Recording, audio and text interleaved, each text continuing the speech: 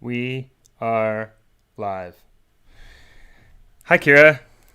Hi, Jeff. How are you? I'm doing pretty well. Pretty well. Episode 53. Wow. How are I you? know. I'm good. I'm good. Today's been a very crazy day doing lots of I feel like January is always the day to or the month to get things done. And I've made January my month to do all my doctor's appointments and like get healthy and all that stuff. So today was a lot of running around, but other than that, things are well. It's like the month starting the year, getting everything, all those New Year's resolutions that we all have and try to accomplish. That some of us get them done and some don't. Yes, it's a January. Definitely relate to that. Um, Things are good on my end. Just I think it's good that we um, do a different type of topic today than we've been doing. I And love that you suggested it because I think as our viewers and listeners would know that, we we stay very on topic in terms of there's been so much turmoil and so much going on in the news. It's hard to not do um, you know, a, a a whole show on, the election or COVID or pick something, the riots. I mean, it's been everything. But now we can actually get back to some of the things we love to explore. And, mhm. that's the AI plus humanity. And today it's more on the humanity side. So I'm actually looking forward to it today. Yeah, and we're actually now today we've been going live on Twitter and YouTube. Today we are now live also on Facebook. Yay. We're looking to expand that to we have a Geoff and Kira live page, which is currently under construction. But we're going to expand onto that page. It's on my profile now. But it's good to slowly expand to more and more of these things. Anybody who is wanting to create a podcast or has a podcast already knows this. It's a lot of stuff to put together. That's a whole other topic, but I can guarantee you it's much more extensive as far as putting everything together than people could ever imagine. So we've been living through that, and it's been a lot of fun. But Jeff doesn't give himself nearly enough credit. He always apologizes to me for, either being late or we have a bunch of things, when like just said, running a show, there's so much you have to do. And unfortunately, a lot of it now is on Jeff's side because I'm on the East Coast and, it has to do with the systems and all of that. And but he always feels that his ADD gets the better of him. And I'm like, it's okay. yeah, Well, yeah. you're my brother I from a mean, different mother. yeah. It's all good. I'm not mad. It is a no, thanks. It's I'm hard on myself about it because it's an ongoing battle just with everything. But thank you. No, I'm harder on myself than I probably should be all the time because it's not always. It's hard enough doing it, without distraction and ADD and everything, but it makes it even that much more harder. So thanks, I appreciate that. But it really brings us into this topic of ADD and a lot of people. It used to be called just ADD, and now I think the newer phrase is Attention Deficit Hyperactivity Disorder.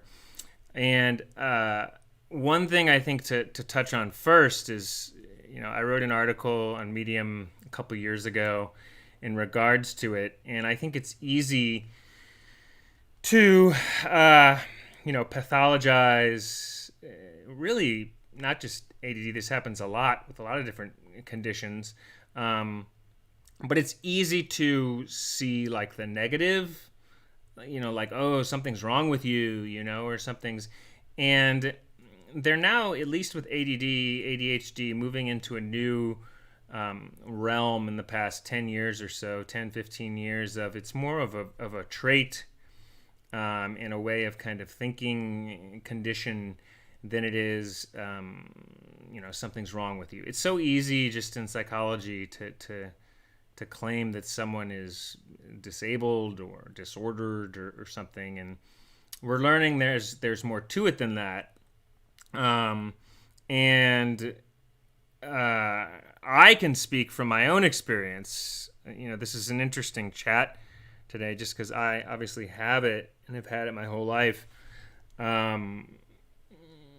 It's not, first of all, it's not something that just like everybody has. Like there's definitely a way of a condition to it that's noticeable, and I notice it with myself and focus or lack thereof.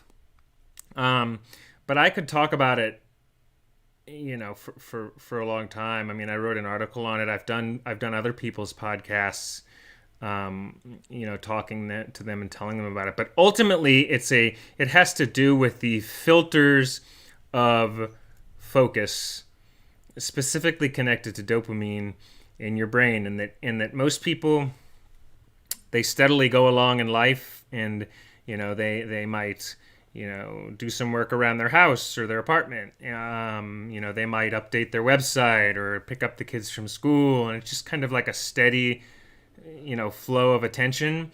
ADHD's brains get like really into something, and it like is like a deep ocean dive, and you can be into that one thing for like the entire day or the entire week, while other things you cannot be able to focus on at all. So while some people can just kind of move their focus from one thing to the other,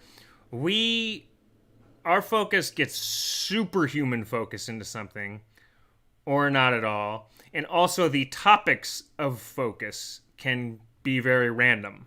So like I said to you earlier today when we were talking, we were texting, and I can like hyper focus on quantum physics and understand it at like an incredibly deep level, and then not be able to understand the recipe of how to cook a steak. Like it literally, when it's not wanting to focus, I can have a conversation with someone and I can't understand anything about what they're saying. Like it's just, they're just talking. I think we've learned over time where if we can't understand, to like pretend that we understand or like that we're hearing them. So when you're hearing someone, because I have a lot of experience with, people that are ADHD. I grew up with, the vast majority of my family has ADHD. And for some reason, I continually date men who have ADHD, even though it's not the best for me personally. But when someone's talking to you, and let's say you are hyper-focused on quantum physics as an example, and your brain is already there, and someone's trying to talk to you about the news or something, are you not hearing the words, or you're hearing it and it's just coming out jumbled? No. To where your brain's not even focused on that at all. Right. It's not that your brain is focused on something else. You're just not. Your brain is just not focusing on that. So you're just kind of in your own world. I mean, but do you hear you hear the person talking. You yes. just could yes. Could you say back to them what they just said? Yes, you actually can. Okay. And I'll do that. We use that trick. So if you say back to them, they know that you got it, but you don't always got it. But you can kind of pretend to get it. It's like, it's passive listening versus active listening. That's right. Okay. And so it's passive listening. And so that's right. And so sometimes if I know it's something really important while they're talking, if there's like something I know I need to hear, I'll say like a sentence or a phrase or something they said out loud in my brain, like to try to take it in, like to understand what that was, because that's an important bit. And with some work, I can like usually get that. You know what I'm saying? But yeah, that's interesting. You do that when we talk, and that's the first time I have realized that you'll repeat it. Yeah. And I didn't realize that was a tactic to make sure that the brain's like, hey, like register. Yeah, registering. It's interesting. It's like a processing thing. And It's really hit and miss though, because sometimes we can be having a conversation and we'll like hear the person on like a very like deep level, like, and be really deeply focused in understanding. Like I'll talk to some people sometimes and they'll like know that like I'll really get what they're saying on a deep level. But we don't have control always over when it's going to focus in and like when it's not kind of in focus mode. And then there's people that like there's varying degrees, obviously. Mm-hmm. Some people are more hyperactive, and then there's more, and then there's people that are on like a spectrum in terms of like they have a little bit of ADD, but it's not so debilitating to the point where they have to take medication in order to keep more of an even keel. Yeah. Right? Yeah. And that brings up a whole interesting, part of this, and that, I didn't know in high school or in college that I didn't get diagnosed till after college. It was like 2005 or something when I got diagnosed. I mean, I was 20, I don't know, I was 23 or something when I got diagnosed, and I went on Adderall for it 10 years after that. I think I was like 33 or something, 34 when I went on Adderall. And, there's a whole conversation about the medication. I also want to talk about the hunter farmer that Tom Hartman talks about, which I think is really important. But in regards to Adderall or Ritalin or those drugs, one way, and you don't ever want to test this, but I know that it's definitely plays in. Like there's an easy, like don't ever do any medications enough unless they're prescribed. But I know that a good way to tell if you have ADD is if you've taken Adderall. If you have ADD, it stimulates you and actually makes you feel like low key. So a lot of people will take Adderall and it's like cocaine to like ramp them up. They're like, they could study all night long for an exam, or they could. When I started taking Adderall, I was like, wow, like this is the world. Like I can hear people again, or I can focus on things. And the reason it does that is because it's stimulating you, so the brain is able to then focus in on like what you want to read. It's bringing the more mundane, because we're naturally looking for stimulation. So the stuff that was more mundane, it's bringing them up to a level of like what would be level of interest, like taking the car to the shop or reading a boring article or stuff that's harder to focus on. It stimulates the brain and allows you to then be able to focus on that stuff. So it kind of pulls that up. The hyperactive. So Go ahead. what was when you were 20? What was going on in your life that you felt like I need to be, go to see someone to see if I have ADD, or did you think you had it? Well, people in my family have it, I believe, that haven't been diagnosed, but it's definitely in our family, as it's in a lot of families. I had friends telling me they think I should get checked. I have a friend in Chicago who was mentioning it was actually in Chicago when I got diagnosed. I just went to I guess I was staying at my friend's apartment in Chicago, and I was like one day, all right, well I'm just gonna find an ADD coach specialist. And I found one, and I went down by the lake there. What's that lake in Chicago? Is it Michigan? Yeah, Michigan. The main lake. Yeah. It was like his in a high-rise tower down by the lake. There was like an ADHD coach that I found, and I went and he diagnosed me. What's so interesting about that is what someone with ADHD would do. Be that impulsive to be, oh, I'm here. Yeah. I don't live here, but I'll just find something right now. And that goes to that hunter farmer mentality. Like I'm very much a farmer, Yeah. And that's what's interesting is that you just by you doing that, like, oh, I'll just I'll just find someone right now, Mm-hmm. um, is like an actual kind of a great view of what like of someone with an ADHD behavior would do, It's so like, that's interesting. yeah, it's like the now or the not now. It's like Right. let's do it now. Like the now, like we just right now. And my mom's parents were that way. Like they would drive my dad nuts because they want to do it right now. My dad was Right. like, it would like throw us into a stir. So I know where this is probably coming from.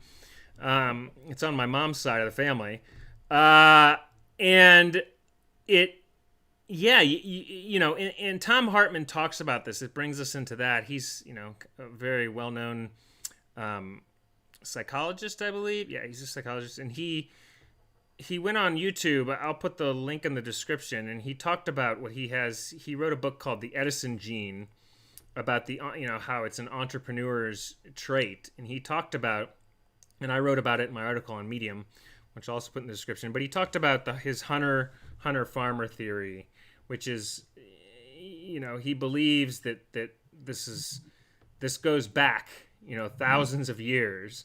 And while we have a label on ADHD, as in psychology, it's actually more of a trait, a condition.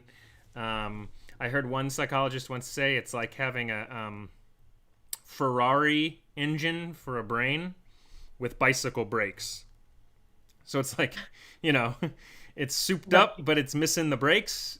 And so it's a matter of, which I thought was a clever way to put it. But ultimately, his hunter and farmer is that the people with ADHD were thousands of years ago have that more hunter-esque brain that naturally, like, if you're a hunter running through the woods, you're naturally very more prone to needing stimulation. And he broke it down into three categories. And that he said, the hunters are, there's three different traits. There's the distractibility side of ADHD, there's the impulsivity, and the need for high levels of arousal.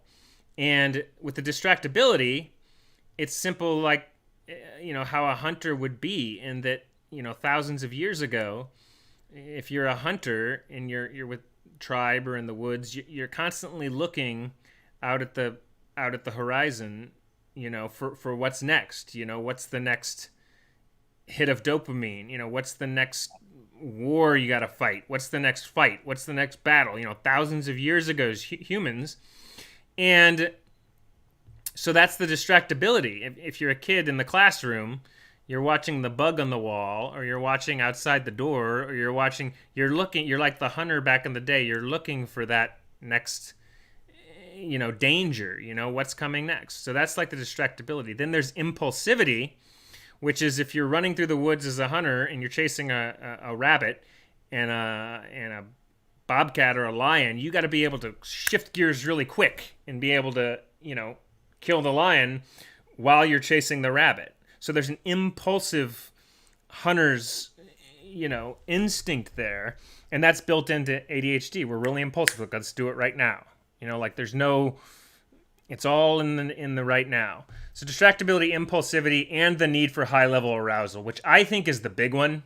The need for high levels of arousal. Like it's why you see people in these jobs like entrepreneurs or people who love social media or cops or anything in any type of entertainment or skydiving, pilots, anything where there's change and constant activity and movement. That's where you're going to see the news people, reporters, journalists. That is a big one for ADHD. That's where you're going to see them. While the farmers often, so it's like those three traits. ADHD people tend to be more the hunters. The farmers are more of the people who he describes it as, who used to be able to stay back at the porch and watch the wheat grow or pick bugs off plants. Or so there was a different activity literally wired into the brain, and each type served, obviously a very important purpose. Um, and so people say, well, how do you fix that? Well, we live in that society today, and that, you've got people who are journalists or, any job, EMTs, cops, anything like that is high levels of arousal, entertainment, actors, actresses. And then you've got people who are accountants and doing the desk job or doing more mundane, just what would be other ones like that? Accountants, Lawyer, anything that lawyers. involves like sitting down and methodical work. Yeah, yeah. Yeah. And I think that, and it's obviously not cut and dry. There's obviously a lot of overlap, but what it ultimately comes down to is that, and I think that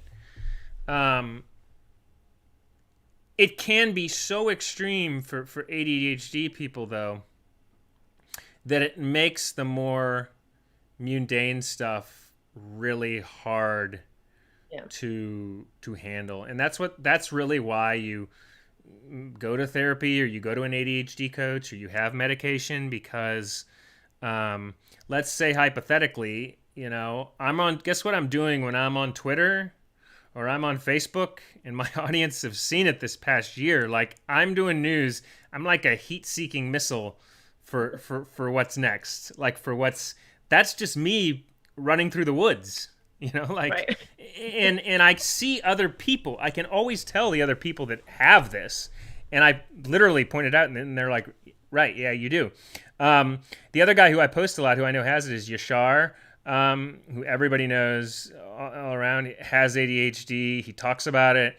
We're running through the woods looking for the next. It's just part of it. Like, it's literally, part of that. It's that warrior instinct, and I think that the problem is you get so into that because your brain's wired that way that you can't step back and do stuff that needs to get done, like keeping my apartment up, or my car, or doing getting our YouTube and our channel done, our videos, and just anything like that can be really hard to like slow it down. It's like, if farmers in the woods, well, you need to come back and let's hang out on the porch and chat and take care of that. It's the same shift. It's just in modern society, what used to be that way is now changed. So if you can have a coach and learn to balance the two, you can be really, really successful. But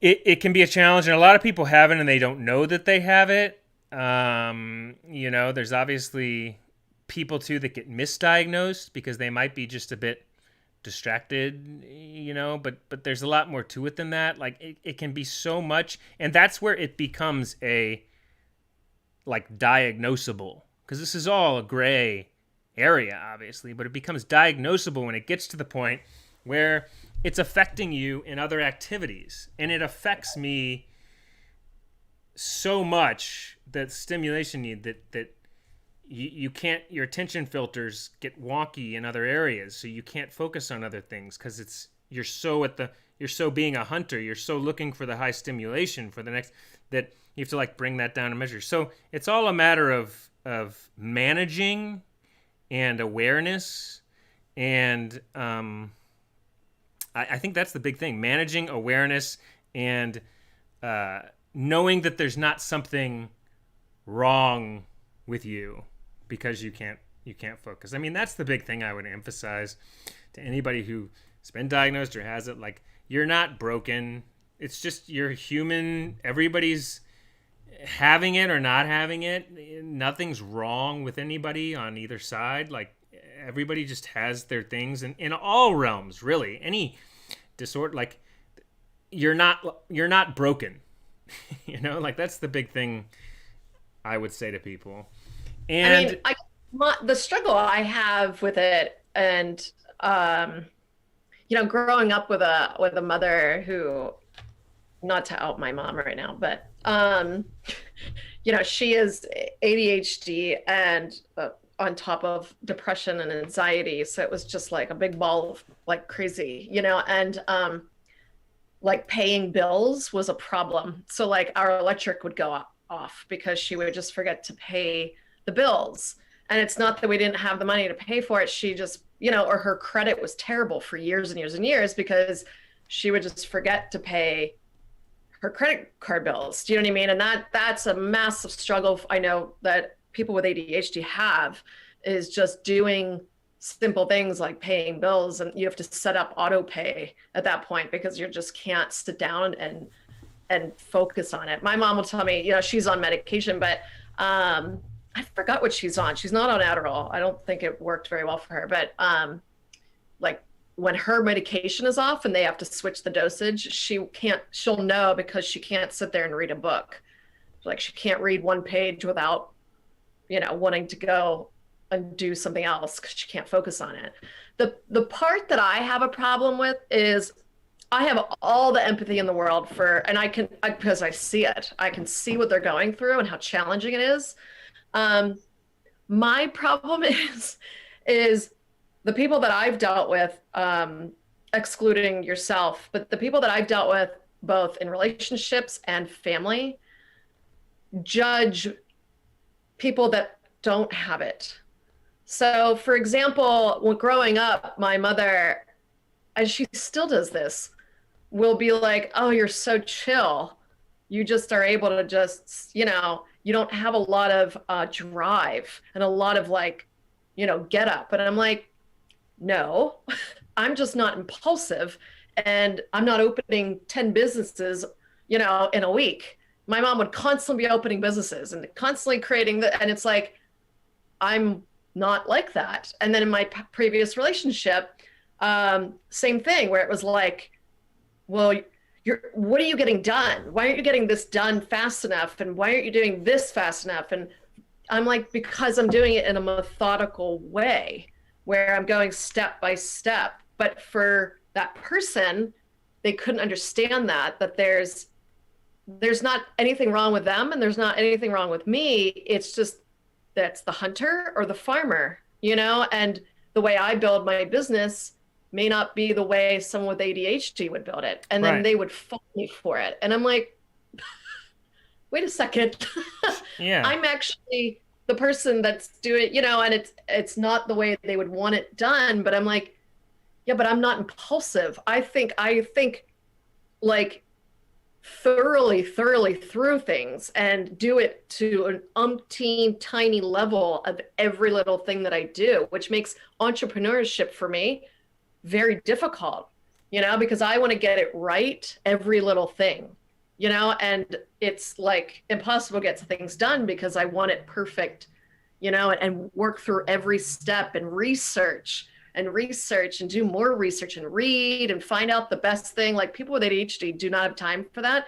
They'll just bang it out, and it's usually great. But artists, my mother's an artist, my ex was an artist. I've noticed vast majority of artists have ADHD.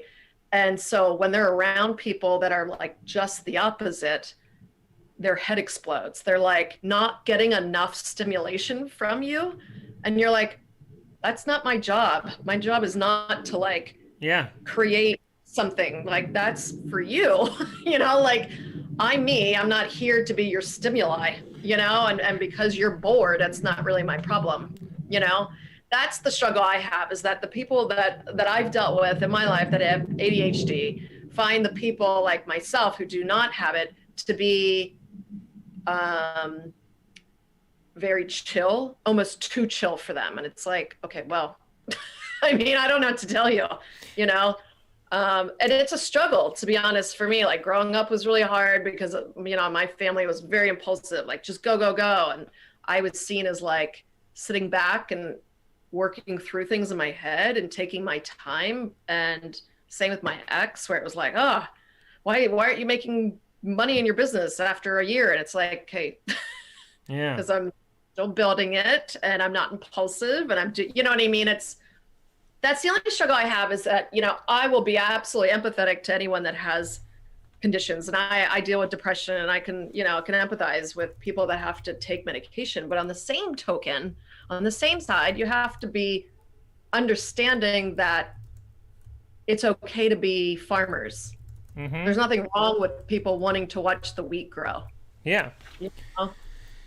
Yeah, and I think that's the battle with a lot of them, with a lot of people who have it, and a lot of people have it and don't know they have it.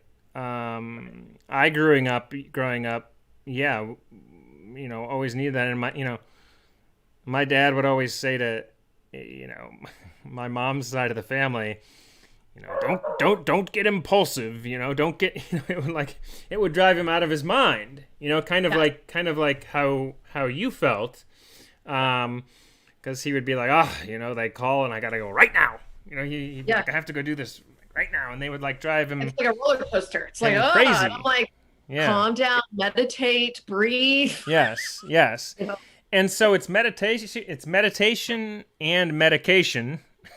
right. Both are very helpful. Uh, and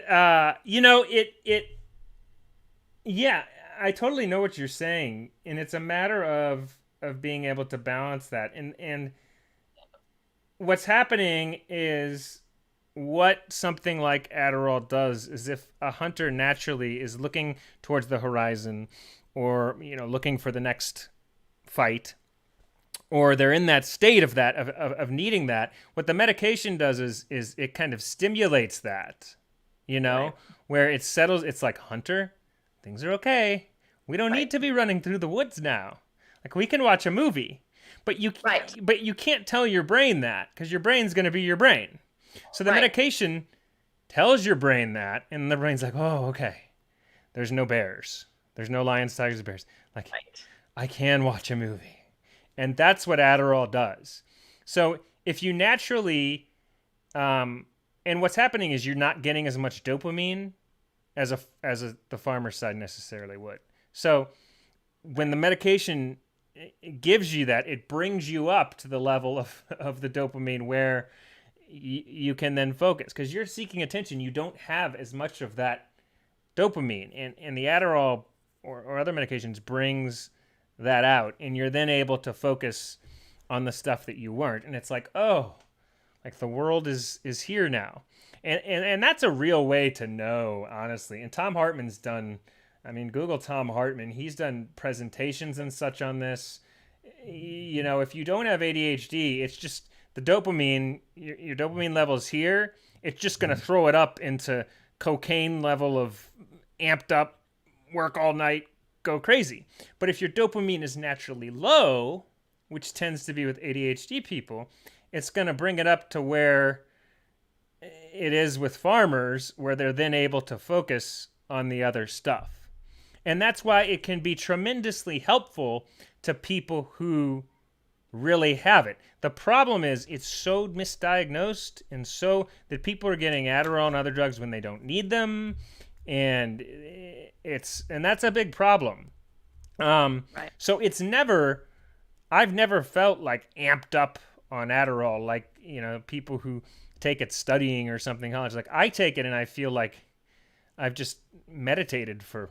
I feel like Zen, like I can finally. Bonkers. I remember you telling me that you took it before you would go to sleep, and I'm like, Yeah, how is that possible? there have been nights where I took the Adderall, where I took one of them really late and drank like a large coffee and just went to bed, because I was like, oh, I just feel great. like, like, and I just went in and just passed out. Now, That when it comes to, I mean, I know a lot of people that are like, oh, I so have ADD. I know I do. Um, but they don't do anything about it. They don't go on medication because they don't want, and this goes from an artist perspective. A lot of artists do not want to take medication because they're afraid it will numb their creative side, and that it'll bring down the impulsive, creative, right brain type of thing where they then aren't who they are. So a lot of people, especially people that are artists, don't like taking medication because they feel that they're doped up, and too calm to then create, which I guess, every drug has side effects to them. Like for you, do you feel that the positives outweigh the side effects when it comes to, the Adderall that you take? I feel like it's the best way to put this. The Do the positives outweigh? Yes, I don't think that it hasn't affected. It actually improved uh, my creative ability because I was able to focus on that too, Interesting. and just improve it made me more creative too. That was more. Keep in mind, it's case by case too. It can affect people differently, so you have to be aware of that, and you have to talk to your doctor and a therapist, and like work on all that. But for me, I mean, I've been on it for 6 years. I mean, I've taken Adderall every day of my life for the last 6 years, and there haven't been any. It's definitely improved. Now you do have times where, you do get what's the word? Used to it. What's the word where you get like where you need to change the dose or whatever? Like that Right. does happen because my body adapts to it, and you notice it's not you're slipping a little bit, and he'll change either the load, or he'll give you a higher dose, or you can even change the medication. You can move from short time release to long time release. There's little like switches they can do and move things around every so often to kind of keep the body so it doesn't get the body and brain so it doesn't get too used to it. Right. That's case dependent, but I do. It can do that. It can do what you said to people. I imagine it doesn't to me, but if you're struggling with other things and your life is a struggle and you feel like you may have it, like go talk to a doctor and a therapist and find out, because while a lot of people are anti big pharma and anti meds, and that's fine, like I get that because a lot of people, it's meds have damaged their lives and screwed them up, and I totally understand that. But there's also people who've taken medication and it's changed their life in dramatic ways.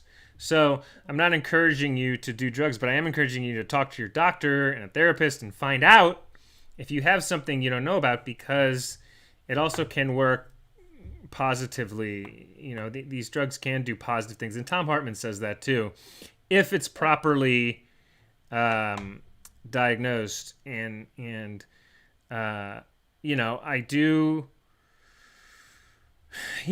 What else were you asking? As far as what's happening like with your mom and stuff, that's just definitely like the medication helps with that.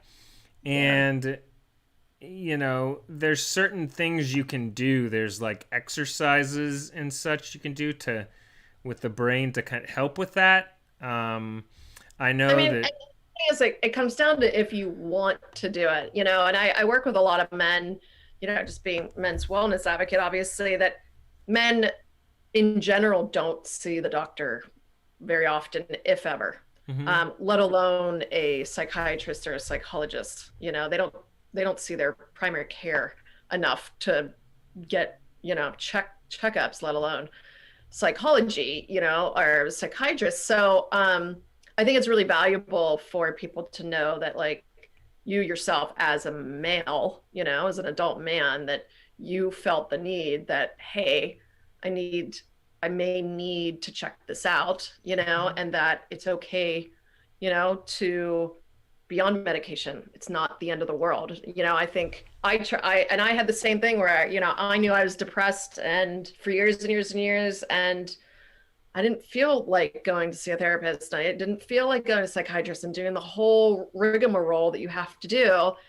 and I just was like, I'll just deal with it. But then it got to a point where I couldn't deal with it anymore. I was losing my mind, and after nervous breakdowns, you get to a point where you now don't have a choice. You have to go on meds, like your life is spiraling, and I would encourage people out there not to wait for the spiral, that there's a reason why there's doctors and medication, as much as, yes, in the past, doctors would immediately put you on. There was an era of growing, like during the 90s, ADHD, like Ritalin had come out, and then everybody was getting diagnosed with it. And to your point, they were being and misdiagnosed with it, and everybody was on Ritalin, you Yeah. know. And I think those days are done. And I would encourage people, especially men, to find a good doctor that you trust. And it's okay to go and say, hey, you know,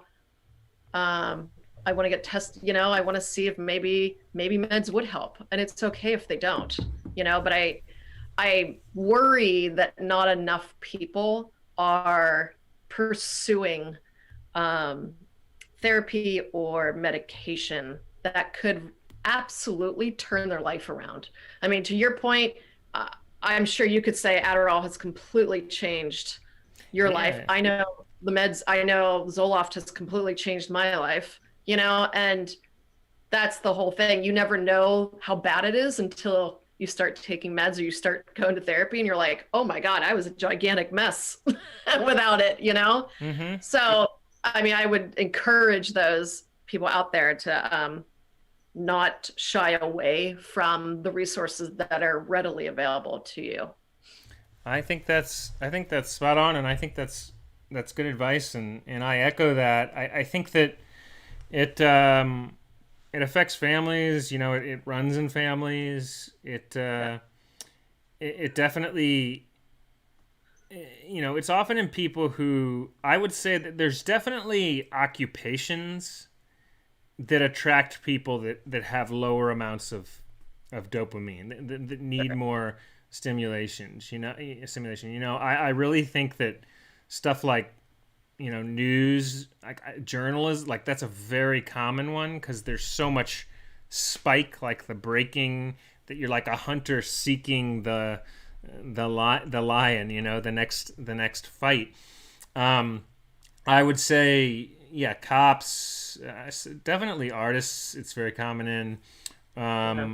anything like Tom Hartman says, where there's adrenaline, EMTs, driving an ambulance, skydiving, fighters, UFC fighters and stuff. Like all of that is highly involved in that. And I do agree. You know, I think what you said about um, uh, yeah, find out, you know, if you're concerned, like the resources are there. If you need, like, get the help that you need. I echo those thoughts. And um I'm curious how over time just things develop, and know that there's nothing wrong. You're not broken whether you have it or you don't. And it is easy for people to stigmatize and label people who don't have it, like you were saying as well. And I think awareness helps with that, and communication, and that helps people. And oftentimes it helps to have someone you're working with too. If one person is more that way and one's not, like if you're one way and I'm not, like how you and I are, you can Right.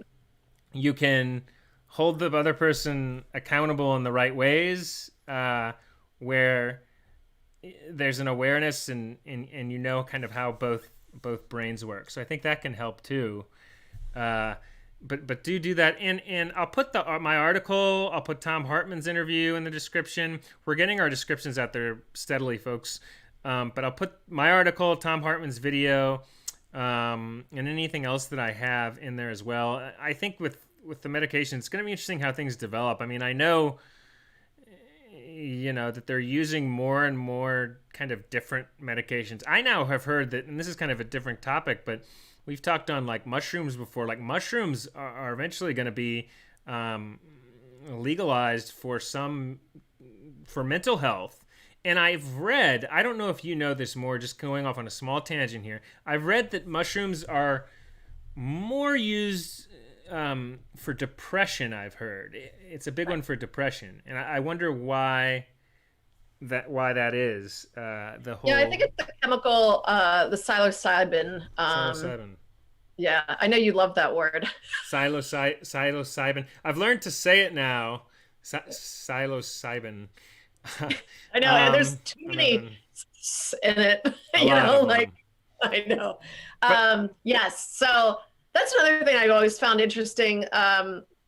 Studies showed that a lot of people with ADHD self-medicate, whether a lot of meth addicts, a lot of or ADHD, a lot need they instead of going to see a doctor about it, they'll just self, medicate with drugs. Yeah. But to your point, psilocybin is generally for depression, and same with MDMA. There's a lot of doctors who are using that for severe depression, whereas that was always a recreational drug. But now psychiatrists are prescribing and seeing, microdosing. So you're not like walking around high. You just have a balance. It finds the balance between the serotonin receptors, in your brain. So it's all very interesting. I think we're going to see more and more of a look into natural medication, because so many people shy away from big pharma, that I think there's a reason why psilocybin's coming out, and just testing. People are using weed. Yep. For different things. Somebody just asked in the chat, would mushrooms be the cure to all these it might be. Would mushrooms be the cure to all the Mandela effects that I do? You might need some mushrooms to cure the Mandela effect. Yeah, that might help. That's pretty funny. I think they might be. We also had some other questions in here. Some other people have been. Anne checked out, but she had some. She's gonna watch later. She says, "I agree with what you're saying. My perspective has been that what they are calling a disorder is actually just a different way of thinking and largely responsible for innovation." Yeah, I mean, I think it contributes. All brains contribute to innovation. They just contribute differently. Whether you have it or don't have it, doesn't mean you do or don't. I think that it's just how people are wired. But it definitely can, in its own way, contribute to innovation, in certain ways, so all brains contribute in different ways is what I would say. Can ADHD meds fix working memory issues and indecisiveness? That's a doctor question. That's not something I don't think. It's not. Indecisiveness is more. That's not so much a chemical imbalance as it is, and neither is memory issues. So no to that. I'm not a doctor, but I know that's ADHD is not really for that. Those types of things, memory issues and indecisiveness, can be from a whole slew of things. So that would be something that you'd want to explore a little bit more in terms of other symptoms you may be having that could connect it to various things. I know that ginkgo is really good for memory loss. Always look at the natural herbs, because they grow out of the ground, so who doesn't like the nature's, best kind of stuff. So, but I would explore, if I were you, just a little bit more of the symptoms that you're having, and then possibly, talk to your doctor about it. Yeah. Any others? Let's keep going here. My son was labeled a problem child because he couldn't sit still. He only took it for 1 year, but Concerta at a low dose, I believe 18 milligrams really helped him. That's great. That's what my mom takes. She takes Concerta, but she definitely doesn't take 18 milligrams. I think she takes like 300. Wow. Seriously, she takes a lot. Now, what's Concerta? What is that? Concerta is it's like a Ritalin. Okay. It's like saying, I take Zoloft for antidepressant. That may be terrible for someone else. You know what I mean? My mother couldn't take Adderall, so she takes Concerta, but she takes a lot. I know that, but she also, you need it, and that's okay. But to Anne's point, actually, my brother was labeled a problem child. He's 9 years older than me, but growing up, he grew up in the 70s, 80s, and there was no such thing as ADHD meds, or really diagnosing people with ADHD. And he was labeled a problem child in terms of just bad at school, couldn't pay attention. Teachers were always, what the hell? He was struggling, and he has, pretty severe ADHD. But you look back on how kids were back then, and how schools weren't really prepared for things like ADHD or how to deal with that, and you would just be immediately labeled a problem child, and thankfully the medical field and the psychology field, there's not so much of a stigma around this stuff, and you can actually help these kids. Mm-hmm. And it's interesting what you're saying about your brother too. And I forgot to mention it's often executive function stuff that's the struggle. And I want to say, I think it's just because that's more mundane. Like when I'm on Twitter and I'm looking for news and I'm like, that stuff is because it's also interest level.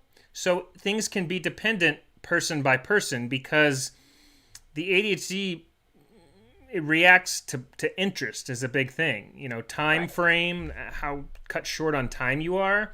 I'll wait all day to do something important, and then the last 20 minutes before I need to leave because there's a time crunch, that causes the brain to wake up. There's exercises you learn, like time is a factor, and interest level I know is a factor. An ADHD coach told me once that you use to manage it. It's like interest, it's being in a crunch, setting timers for yourself where there's something mandatory to go do. But I know that those things are big parts of it, and it's managing that. Oftentimes with ADHD, it's managing that executive function level stuff. So I think that's right on with what you're saying about your brother. Hi, I stumbled in this conversation. Okay, we already did that. Let's go down a little bit. Thanks for this. And the Mandela Effect videos, you're welcome. Anne, I need to do another Mandela Effect. It's been since September. I put 2 of them out. I know there's been more Mandela Effects, so we will do more of those soon. If I can get my ADHD under control. I do want to do them. My interest level of wanting to do those again is going up. So I hope in the next couple of weeks, you YouTube audience, that I can do some of those for you. If you haven't seen them, they're on my Geoffrey Pilkington channel. People out there, you can see them. Okay, so what else? His dad took him off it without telling me because he has heart issues, and I agree that's a problem, but he was immediately shifted into learning disabled at high school. So I guess that's the same person. Because of heart issues. Yeah, it's tough to balance it for sure with when there's other conditions and stuff. So, but that's stuff to talk to your doctor about for sure. When I took it, I found focus better, but I found people more irritating. Not good when you're a secretary. Well, the reason that could be is it's person by person. And remember, it's putting the dopamine levels up, which is, say I'm naturally more interested in social media and the news and I'm taking Adderall. Well, it is bringing up the levels of doing mundane, but it's also making me more interested in the stuff I'm already interested in. So it's really amping up, which can become a problem, because you can get so stigmatized by something you're into that then you can't shift into the other thing, which is something I've been going through right now. Like if I'm really interested in the news, shifting out of that and going and working on, uploading YouTube videos is a challenge. So in the secretary case, if they bothered you, if people bothered you a little bit before, it could easily amplify that. So you have to remember that it is amplifying a lot of things, but it's something to talk to your doctor about. But there's theories behind why that could be happening, is what I would say. It leaves the system quickly, so you use it as needed. Yeah, the short term there's also a long release one you can get. I found people. Okay, we already did that. When I took focus, okay, let's go down. Shrooms will help with the Mandela effects. Yeah. Yeah, the Mandela effects. I've probably got about 40 Mandela effect videos up there. So if you want to watch them, I don't know how much shrooms would help, but people can try it out if they get them get them on your own. I mean, I do think that they'll be eventually, you know, used for mental health, mushrooms and such, psilocybin. Be interesting to see where that goes, but I think that pretty much winds up everything about it. What else, Kira? Do you have I think about it? that's I think we did a good fair amount on ADHD. I would say be very patient with one another, especially those who have it and those who don't. Um, and sorry if you hear my kitten, she gets very she likes to be in the spotlight every Thursday, for Where some reason. So it's constantly where is she? cat. She's hanging out there, or Yeah, what? she's here. I'll show you. Here she is. What's her name again, Kira? This is Storm. Storm.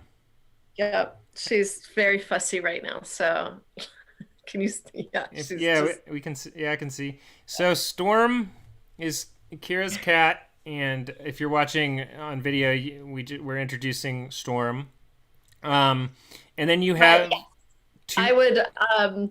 Yes, I have another one. I've got her and I've got Ivy. They're blood sisters, and then I have two dogs, Coco and Hunter. So it's a zoo in here. Wow, wow. Yeah. She's always the one that really is like a she's like a snake that's constantly like crawling all over me. Only when I'm with you, Jeff.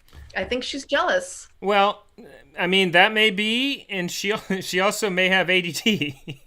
She may have ADD. She's I like, wonder if they have that for dogs and cats. she's wanting the stimulation, the showtime. She's yeah, that's your They actually ADD. give, for dogs that have separation anxiety, they give dogs Prozac. Really?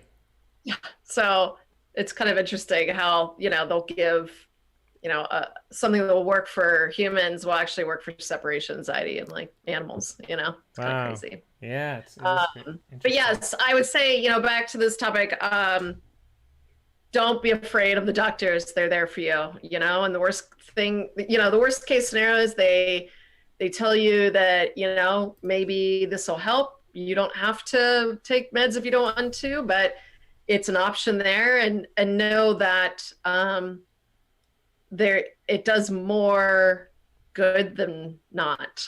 Like meds are needed. I tried to go off antidepressants and that was a disaster years ago. I'm sure if Geoff tried to go off his, it wouldn't be the most pleasant either. Even, not going cold turkey. I mean, just like trying to get off, there's, it's chemical imbalances, not a big deal. You take a pill, and actually your life, I mean, for me personally, and I can only speak from a depression standpoint, but I mean, it's like a complete 180.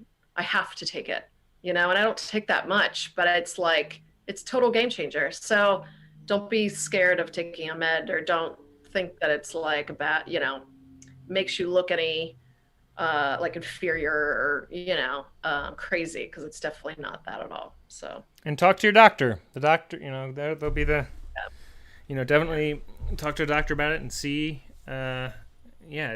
Always, if you're concerned, go see your doctor. That's the biggest thing. And I did, and it's definitely helped me and Kira and everyone else. So great discussion today. I'll let you, Storm. You can go hang with Storm and. Oh no, she won't. After this, after I close and end video, she'll just be like, "Oh, I don't care anymore." And she does it on purpose, just to be, in the limelight. I swear to God, it happens every week. Incredible. So Incredible. She's wanting the limelight. That's great. All right, here at Geoff and Kira Live, we're the future. The future is Geoff and Kira Live. Thank you, everyone. Episode 53. We're going to be back next week. We're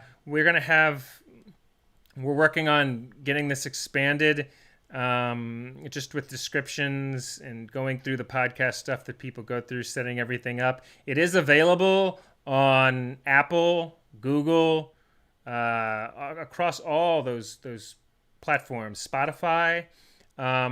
We've just updated, so all our episodes are up there, up to through 52. 53 will be up in a couple days, which is this one. But you can listen on all those platforms now, so we've got that updated. And next week we'll have more for you. Episode 53. Kira, see you next week. Jeff, I'll see you next week. All right. Later. Bye.